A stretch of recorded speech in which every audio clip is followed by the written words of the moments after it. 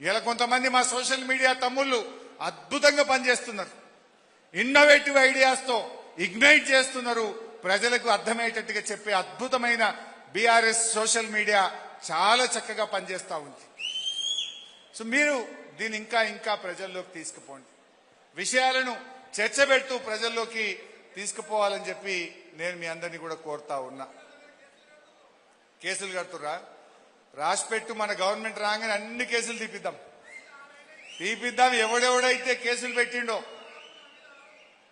ఎవడెవడైతే కేసులు పెట్టిండో వాని మీద మళ్ళీ ఉల్టా ఆ పోలీస్ ఆఫీసర్ల మీద కూడా ఎంక్వైరీ పెట్టిస్తాం.